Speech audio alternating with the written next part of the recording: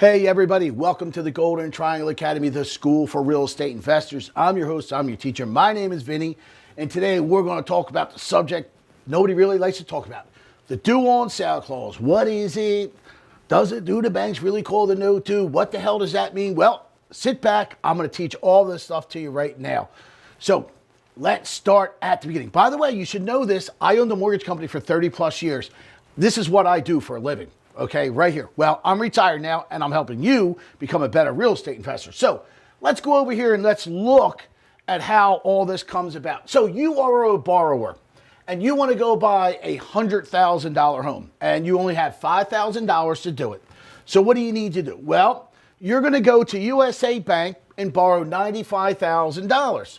This way you can go pay a seller the $100,000 that he wants. $5,000 from you and a loan from the bank for $95,000. Now, for the bank to give you this loan, they say this, okay, well, you must qualify for the loan.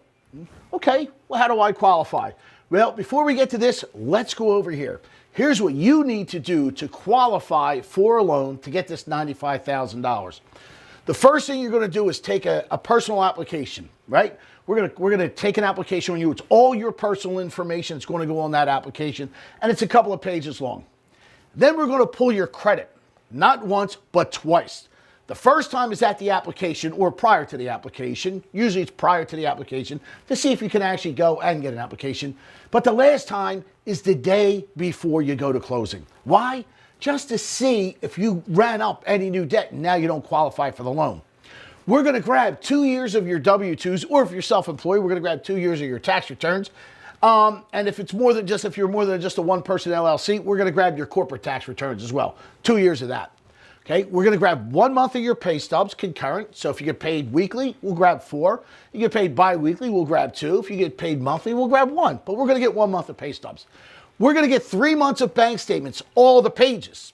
Okay, so if the statements say 1 of 5, but page 5 is blank, the bank doesn't care. They want to see page 5 because they don't know it's blank. They want it all 5 pages, all 3 months, and concurrent. Can't skip a month. Why? They want to see if you got any large deposits. They're also going to check your W-2s that the money's going into the bank. They can, listen, trust me, we don't even have to look at your W-2s. We can look at your bank statement and see how much money you make, okay? It's not that difficult. Then we're going to call your employer, not once, but twice. We're going to call your employer after we take your application a couple days after, all right? Then we're going to call your employer the day before closing or the day of closing. Sometimes it happens the day of. If you don't have a job, guess what? You ain't closing, all right?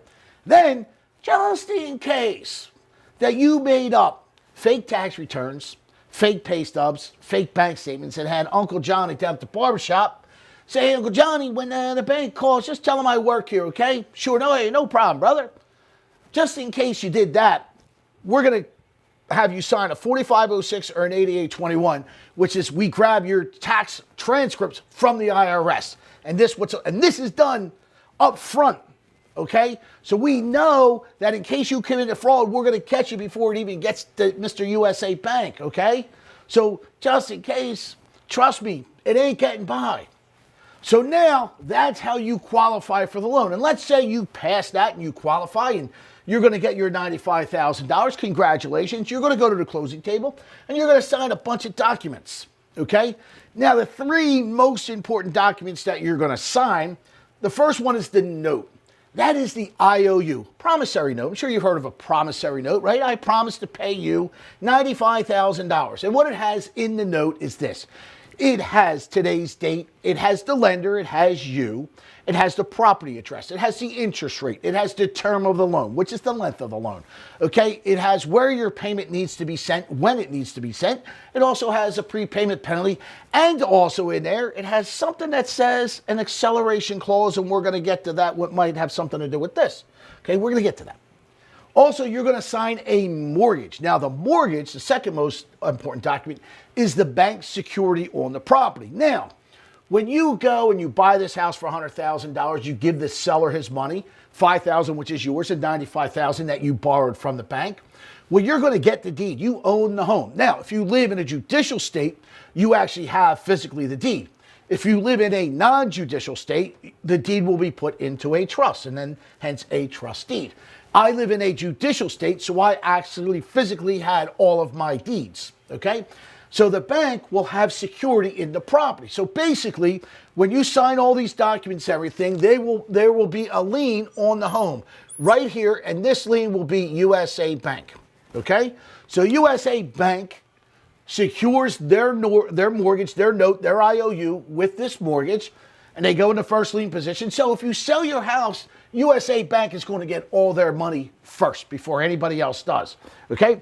Then you sign what is called a HUD. I call it a HUD 1. I'm old school, okay? I know I'm retired. I know it's called a closing disclosure now. My wife owns a mortgage company. I know what it's called, but I still call it a HUD 1. I'm sorry. It's what I called it for 30 years, 30 plus years, okay?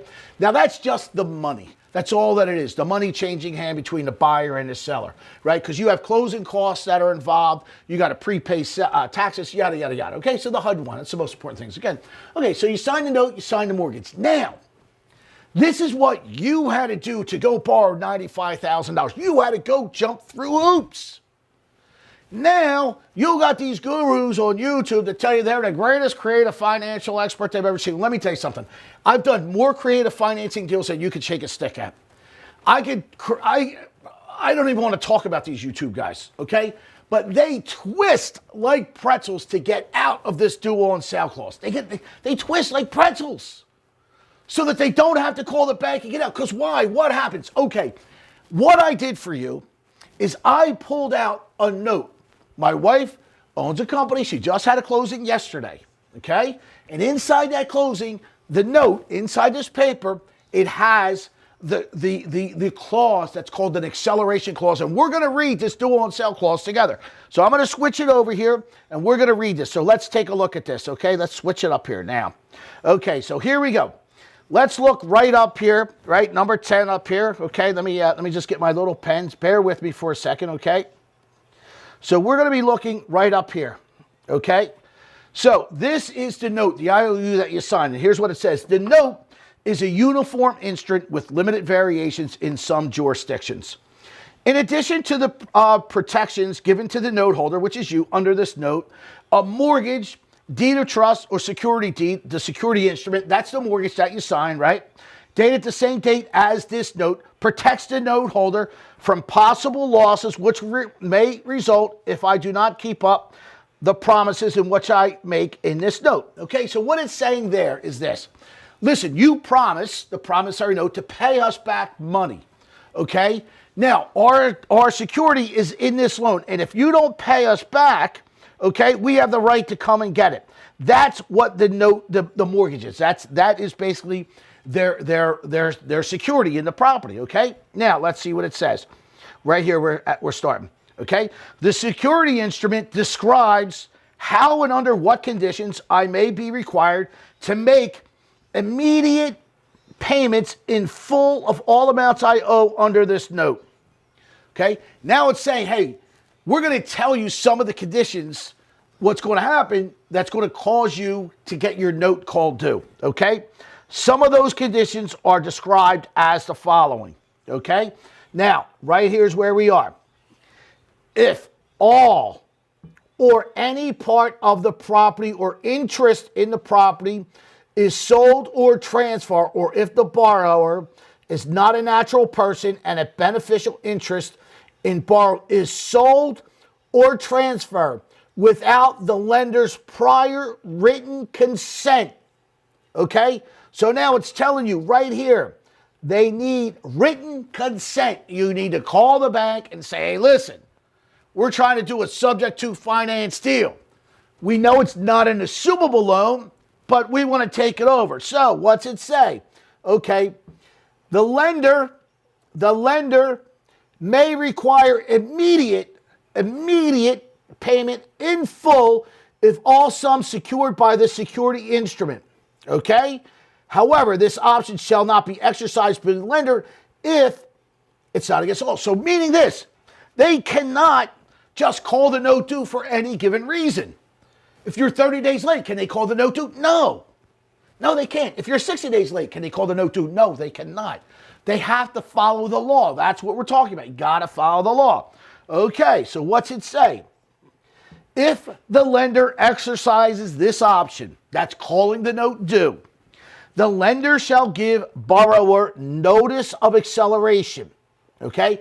That's what calling the note means. It's an acceleration clause. That's the due on sale, acceleration. The notice shall provide a period of not less than 30 days.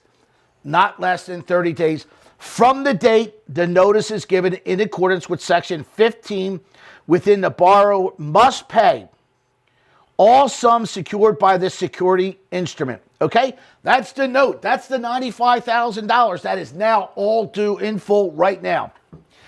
If the borrower, we're right here, if the borrower fails to pay these sums prior to the expiration of this period, the lender may invoke any remedies permitted by this security instrument without further notice or demands on borrower. So what is that telling you? Okay, that just told you, listen, if you transfer or sell your property, we're getting paid immediately. And if we find out that you did this, we're calling the note due. So again, calling the note due is this. Hey, Vinny, we saw that you transferred your property through subject to financing. We don't know who you lent that. We don't know who you gave that deed to, nor do we care. We lent you that money. Now we want it all back in full within 30 days. That's calling the note due. They called you up and said the note is due, all of it. Now, because you did it. That's why these gurus twist like pretzels to get around it. Oh, put it in a land trust. Oh, make yourself the property manager. Do this and do that, right? All sorts of things, right? Just to get around this due on sale clause, because it tells you right in there. You need written prior, right? Prior, you need written, right there, you need written approval, okay? That's what you need, written approval prior to doing this. Now, you, the borrower, went through this jumped through hoops to go borrow this money, and you think that the lender doesn't care that you signed your deed over to somebody they don't know? Man, the lender, you hear the gurus, right? The greatest of all time. Yeah, listen, I'm the greatest, and I just call the bank right up and tell them how it is. Yeah, okay, sure you do. Trust me, my brother-in-law is a president of a top 10 bank, and I showed him that video, and he laughed. He said, Vinny, if any manager of mine didn't call the note due immediately, they'd be fired on the spot for not protecting the bank's interest. How in the world is any manager protecting the bank's interest by allowing this? Hell no, we'd call the note due immediately. Sure you would. You absolutely would. And you got gurus out there saying, the banks only care about getting paid. Now that is true. The banks care about getting paid, but they made you go through all this to make sure that you can pay it. You can't just go give your deed to somebody and say, the banks aren't going to care. Yes, they are. Yes, they are. Yes, they will. Oh, the lender only has the right. Doesn't mean they will. Oh, here's the best one. Oh, well, my mentor's done thousands of these deals. They never called a note due. Okay. Well, they're lying through their teeth. They never called the bank. And if the bank finds out, they will call the note due. So you better have a plan to pay it off. This gets me so frustrated hearing this stuff. I've been in the banking business for 30 years. Well, in the mortgage business, 30 years. Not the banking business, okay? In the mortgage business. And do not listen to gurus that are going to tell you, don't worry about it. Yes, if they find out, they are going to call the note due. Okay, you see what had to happen here, okay, just to borrow this money. They will call the note due on you. So don't get yourself in trouble. We have a better method than this. A better method than this. And the sellers will like it way better than this. If you think a seller's just going to hand their deed over to you, keep the loan in their name, and not worry about it, would you do that? Would you give some stranger your deed? You better be desperate out of all desperation. And how many of those people are out there? Remember, we're talking about changing your life. Listen, if you want to learn this method, we teach it inside and out. You're going to get step-by-step instructions. You get the contracts, you get the assignments, you'll get the trusts, you'll get the LLCs, you get everything at our academy. Our academy is only $59 a month. You'll learn better methods than this. Trust me, better methods. All of my students love this because they were YouTube gurus too until they met me. They'll laugh at this method now. And anybody who learns my method absolutely laughs at this. And I'll show you stories. And if you want to become a member at the Golden Triangle Academy, all you need to do is text. Just text the word golden to the number 21,000. Now, obviously, you're going to get my digital business card, which has my cell phone number, which is right there playing music. I don't run. You can call me and talk to me about anything that you want. I love talking real estate.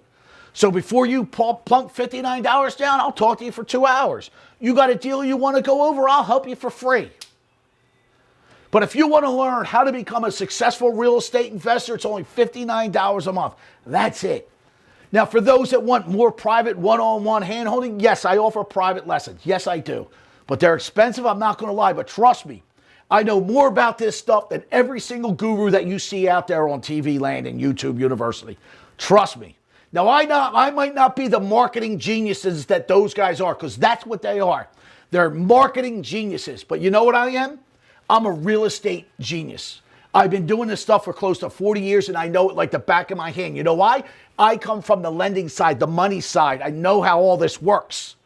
And I'm going to show it all to you. And I'm not going to break the bank like these gurus charge and only teach you one method like this.